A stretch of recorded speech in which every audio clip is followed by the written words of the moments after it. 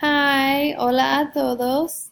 So today I'm going to show you guys how to take a document off Google Classroom and then you can make a copy for yourself so that it will save onto your Google Drive and so that you can also go in and type into the document.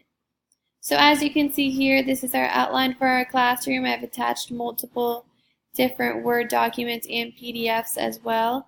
It is the same for everything. So I'm going to go ahead and click on the Word document here. So what you guys need to do, off to the right hand corner up here are the three dots. So you got to click on that and then hit Open in New Window.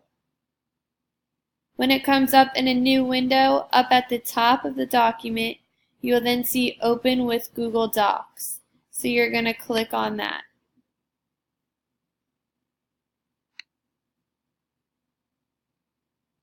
Just got to give it a second to load. Once it loads, you will then go up to the left-hand corner where it says File, so right up here.